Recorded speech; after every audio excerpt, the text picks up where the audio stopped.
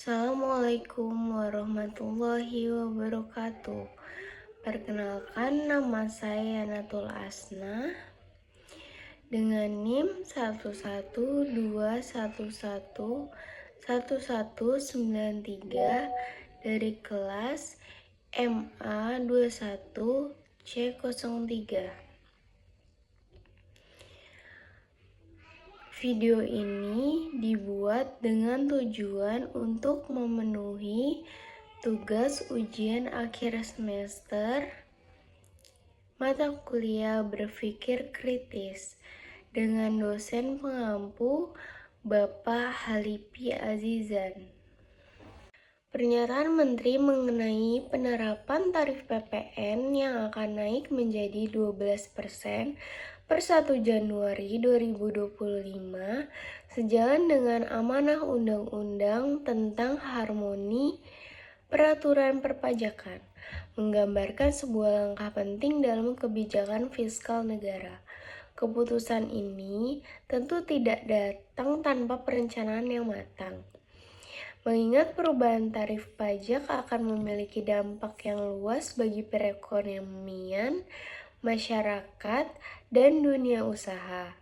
Sebagai bagian dari penyesuaian sistem perpajakan, ini merupakan bagian dari upaya pemerintah untuk mencapai tujuan jangka panjang terkait dengan pendapatan negara, pengelolaan ekonomi, dan distribusi kesejahteraan.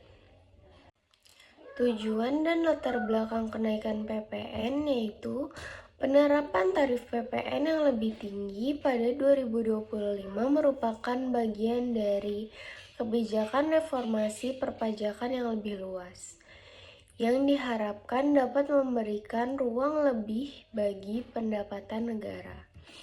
Peningkatan PPN ini direncanakan untuk memenuhi kebutuhan anggaran negara yang terus meningkat, terutama untuk pembiayaan pembangunan infrastruktur, pendidikan, kesehatan, dan berbagai program sosial lainnya.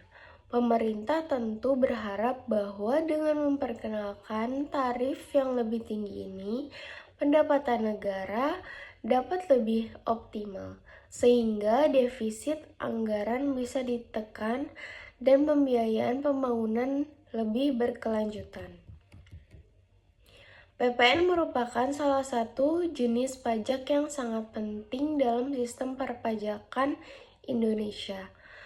Pajak ini dikenakan atas hampir semua barang dan jasa sehingga kenaikannya memiliki dampak yang sangat luas. Namun, tentu saja untuk menjaga stabilitas ekonomi, pemerintah harus mempertimbangkan berbagai aspek, mulai dari kemampuan sektor-sektor ekonomi untuk beradaptasi, hingga potensi dampaknya terhadap daya beli masyarakat.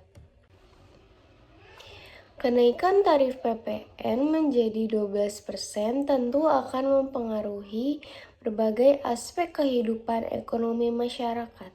Salah satu dampak utama yang bisa dirasakan langsung adalah peningkatan harga barang dan jasa. Bagi masyarakat berpendapatan rendah hingga menengah, kenaikan ini bisa mengurangi daya beli mereka. Harga barang-barang kebutuhan pokok seperti makanan, bahan bakar, dan barang konsumsi lainnya kemungkinan akan naik seiring dengan penerapan PPN yang lebih tinggi. Ini bisa memicu inflasi yang berdampak pada tingginya biaya hidup. Selain itu, sektor-sektor yang sangat bergantung pada konsumsi masyarakat seperti perdagangan retail, jasa transportasi, dan sektor perhotelan juga bisa merasakan dampaknya. Bisnis yang bergerak di sektor-sektor ini harus menyesuaikan harga produk dan jasa mereka untuk mencakup biaya pajak yang lebih tinggi, yang berpotensi mengurangi permintaan dan memperlambat pertumbuhan ekonomi. Namun, penerapan tarif PPN yang lebih tinggi juga bisa membawa dampak positif dalam jangka panjang, terutama bagi sektor-sektor yang mendukung pembangunan infrastruktur dan proyek-proyek publik lainnya. Pemerintah bisa menggunakan tambahan pendapatan tersebut untuk mempercepat pembangunan jalan, jembatan, fasilitas kesehatan, dan sektor-sektor lainnya yang pada gilirannya akan menggerakkan roda perekonomian dan menciptakan lapangan kerja baru. Peningkatan tarif PPN berpotensi meningkatkan tekanan pada daya beli masyarakat, terutama mereka yang sudah berada di garis kemiskinan atau di bawah garis kemiskinan. Seiring dengan meningkatnya harga barang dan jasa, masyarakat kelas menengah dan bawah akan menghadapi kesulitan untuk memenuhi kebutuhan sehari-hari mereka. Oleh karena itu, pemerintah perlu memikirkan cara-cara untuk melindungi kelompok masyarakat ini melalui kebijakan-kebijakan pendamping seperti bantuan sosial, subsidi langsung, atau kebijakan fiskal lainnya. Pemerintah harus menjaga keseimbangan agar kebijakan PPN ini tidak membebani terlalu banyak masyarakat, namun tetap memberikan ruang bagi pemerintah untuk mengelola anggaran dengan baik. Dalam hal ini, kebijakan pemberian diskon listrik atau pembagian bantuan pangan seperti yang sudah dibicarakan sebelumnya bisa menjadi langkah yang tepat untuk mengurangi dampak langsung bagi kelompok masyarakat yang terdampak. Namun, untuk mencapai tujuan tersebut, penerapan kenaikan tarif PPN ini harus didukung oleh perbaikan di sektor-sektor lain yang dapat mendorong peningkatan penerimaan pajak secara keseluruhan. Misalnya dengan memperbaiki sistem administrasi pajak, meningkatkan kepatuhan wajib pajak, dan mengurangi praktik penghindaran pajak atau tax avoidance. Reformasi perpajakan yang inklusif dan berkeadilan akan memastikan bahwa beban pajak tidak terlalu dirasakan oleh golongan masyarakat tertentu, dan semua pihak ikut berkontribusi secara adil terhadap pembangunan negara.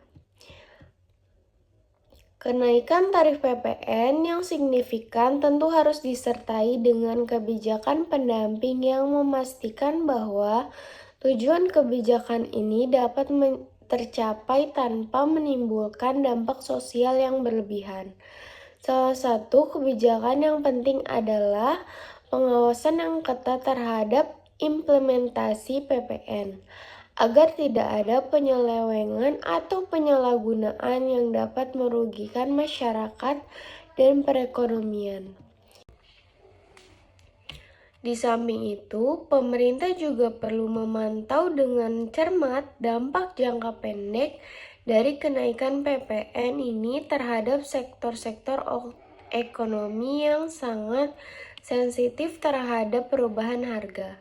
Misalnya, sektor pangan, transportasi, dan energi harus diperhatikan secara khusus, karena peningkatan harga pada sektor-sektor ini akan langsung berimbas pada kesejahteraan masyarakat. Amanah Undang-Undang tentang Harmoni Peraturan Perpajakan yang menjadi dasar untuk menaikkan tarif PPN ini harus dijalankan dengan tujuan untuk menciptakan keseimbangan antara pendapatan negara dan kesejahteraan masyarakat. Pemerintah harus terus mengevaluasi dan menyesuaikan kebijakan perpajakan ini dengan situasi ekonomi yang ada, sehingga dampaknya dapat dikelola dengan baik tanpa menimbulkan ketidakpuasan atau ketidakadilan di masyarakat.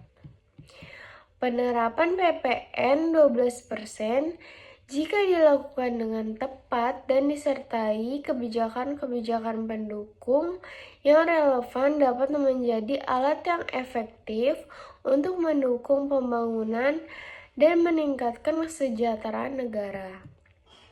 Akan tetapi, kebijakan ini juga harus dikawal dengan transparansi, keadilan, dan keberlanjutan untuk memastikan bahwa tujuan fiskal dan sosial dapat tercapai secara bersamaan.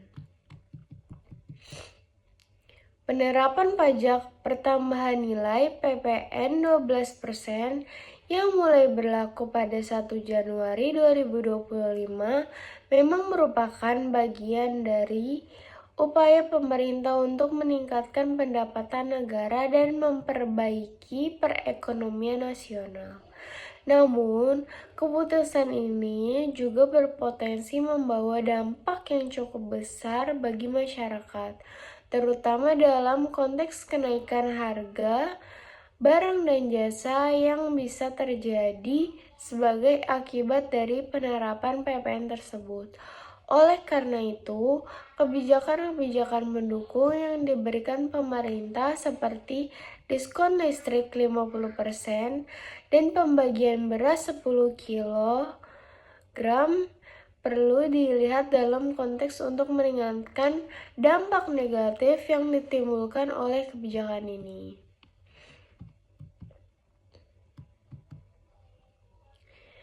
Penerapan PPN 12% akan memengaruhi banyak sektor, baik barang konsumsi, barang mewah, maupun jasa. Masyarakat khususnya mereka yang berpendapatan rendah dan menengah dapat merasakan beban yang lebih berat.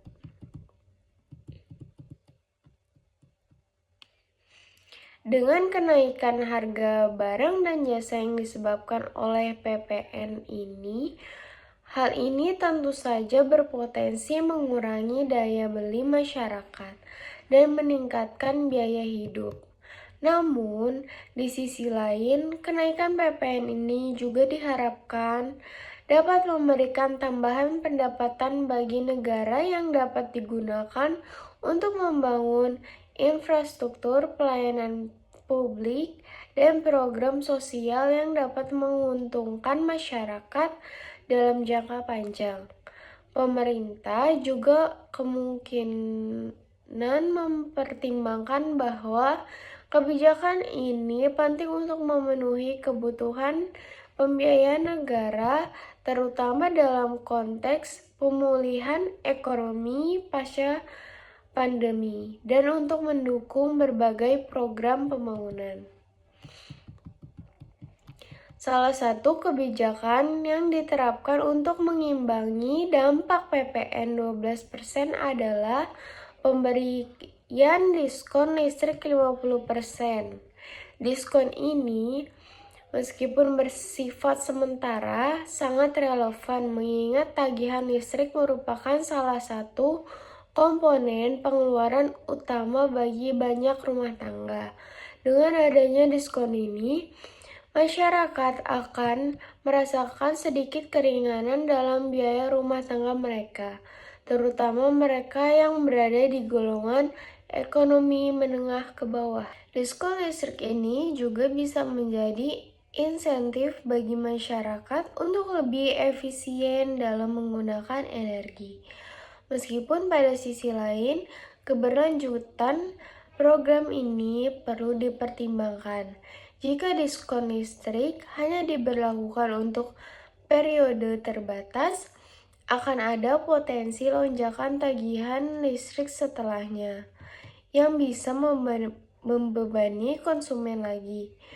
Pemerintah harus memastikan adanya kebijakan lanjutan untuk mengendalikan biaya energi dalam jangka panjang.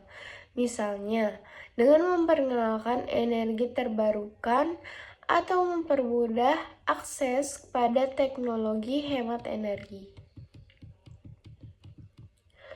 Bantuan beras sebanyak 10 kg merupakan kebijakan yang sangat relevan dalam menjaga ketahanan pangan keluarga. Kenaikan harga barang dan jasa akibat penerapan PPN bisa berdampak langsung pada harga pangan, yang biasanya menjadi salah satu komoditas yang sangat dipengaruhi oleh inflasi. Dengan membagikan beras kepada masyarakat, pemerintah berusaha mengurangi salah satu beban utama rumah tangga, yaitu biaya pangan. Namun, program ini perlu dijalankan dengan hati-hati agar tidak menimbulkan ketergantungan jangka panjang pada bantuan pemerintah. Program distribusi beras juga harus tepat sasaran, dengan fokus pada mereka yang benar-benar membutuhkan, terutama kelompok masyarakat yang paling rentan terhadap dampak inflasi dan kenaikan harga barang.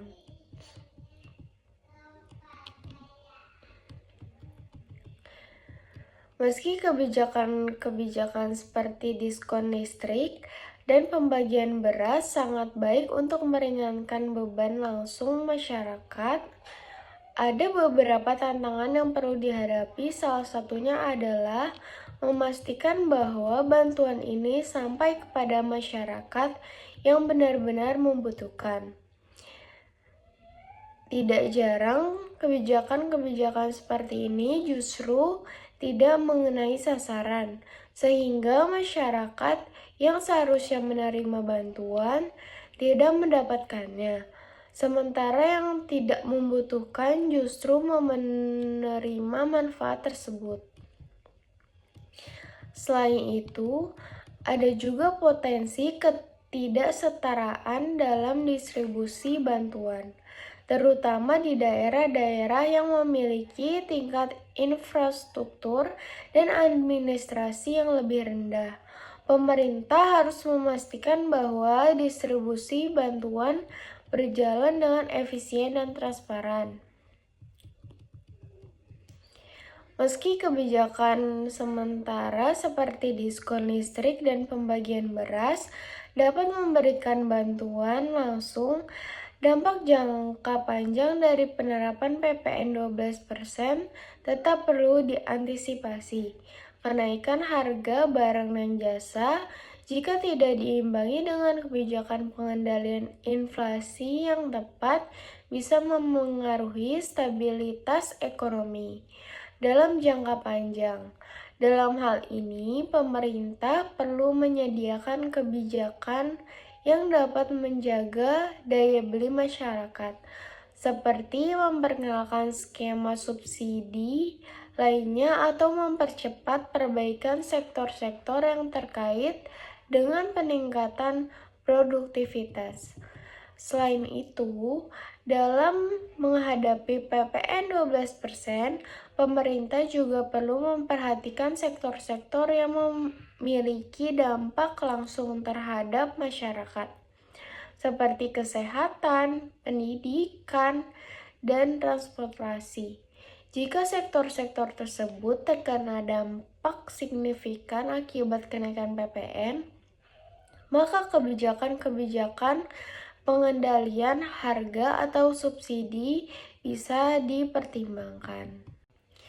Penting untuk memastikan bahwa setiap kebijakan yang diambil, baik pemberian diskon listrik maupun pembagian beras, dilaksanakan secara transparan dan akuntabel. Masyarakat perlu mendapatkan informasi yang jelas mengenai bagaimana mereka bisa mengakses bantuan tersebut dan kriteria penerima yang berlaku. Jika program-program ini dijalankan dengan cara yang efisien, adil, dan tanpa adanya penyalahgunaan, maka kepercayaan publik terhadap pemerintah akan semakin meningkat. Selain kebijakan yang sudah disebutkan, Pemerintah juga perlu memikirkan langkah-langkah lain yang bisa membantu meringankan beban masyarakat dalam jangka panjang. Misalnya, dengan memperkenalkan insentif bagi sektor-sektor yang memiliki pengaruh besar terhadap harga barang dan jasa, seperti sektor pertanian, transportasi, dan industri pengolahan. Pemerintah juga bisa mempertimbangkan pemberian subsidi untuk produk-produk penting seperti bahan pangan pokok, obat-obatan, dan energi. Di sisi lain, masyarakat juga perlu diberdayakan untuk dapat beradaptasi dengan perubahan ini melalui program-program pelatihan keterampilan, dukungan terhadap wirausaha, dan peningkatan literasi keuangan.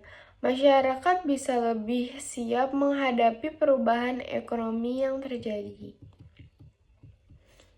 Penerapan PPN 12% mulai 1 Januari 2025 yang disertai dengan kebijakan diskon listrik 50% dan pembagian beras 10 kilo merupakan langkah yang kompleks namun penuh dengan niat baik untuk mengurangi dampak dari kenaikan pajak terhadap masyarakat, terutama bagi mereka yang paling rentan.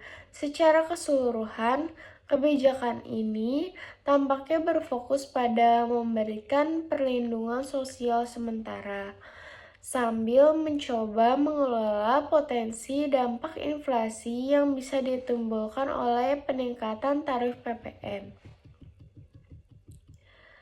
Dengan adanya diskon listrik 50% dan pembagian beras 10 kg, kebijakan ini langsung menyasar dua kebutuhan pokok rumah tangga yang bisa terkena dampak dari inflasi akibat PPN 12%, yaitu kebutuhan energi dan pangan. Banyak rumah tangga, terutama yang berpenghasilan rendah, akan merasa terbantu oleh kebijakan ini karena mereka tidak hanya menghadapi kenaikan biaya hidup, tetapi juga bisa merasa lebih aman dari segi ketahanan pangan dan pengeluaran untuk energi. Diskon listrik dan pembagian beras adalah bentuk perlindungan sosial yang menyasar kelompok masyarakat yang paling terdampak oleh ketidakpastian ekonomi bagi banyak keluarga. Tagihan listrik adalah salah satu pengeluaran utama yang seringkali sulit dihindari, dan bantuan pangan semacam beras adalah cara langsung untuk menjaga stabilitas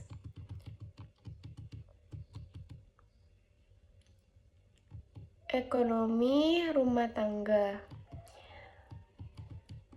Kebijakan ini memberikan sedikit penangguhan atas beban yang bisa meningkatkan tajam akibat penerapan PPN dengan membantu masyarakat mengelola kebutuhan dasar.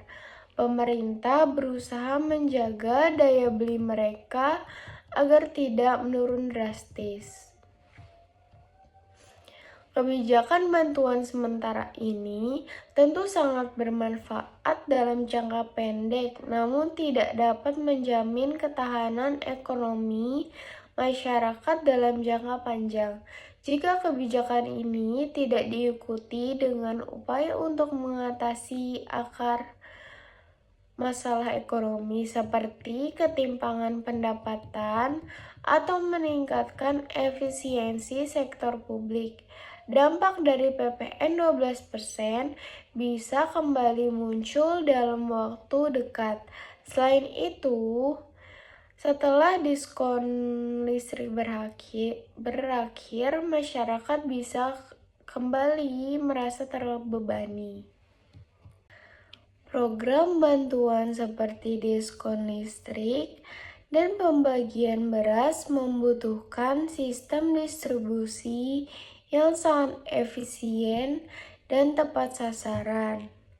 Salah sasaran atau penyalahgunaan bantuan bisa merugikan orang-orang yang benar-benar membutuhkan dan menimbulkan ketidakpuasan sosial.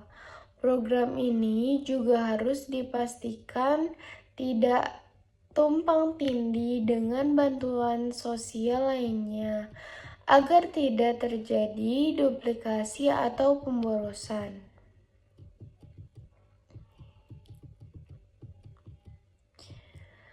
Pemberian beras 10 kg dan diskon listrik 50% meskipun penting, mungkin belum cukup untuk mengimbangi seluruh dampak dari PPN 12%, terutama jika inflasi tetap tinggi atau bahkan meningkat dalam beberapa bulan mendatang. Selain itu, kebijakan ini tidak dapat sepenuhnya menutupi kenaikan harga barang lainnya yang juga akan terimbas oleh penerapan pajak baru. Pemerintah harus menjaga keseimbangan antara subsidi dan kebijakan fiskal lainnya agar dampaknya lebih efektif. Penerapan PPN 12% tentu juga memengaruhi sektor-sektor lain yang tidak langsung terkait dengan kebutuhan energi dan pangan.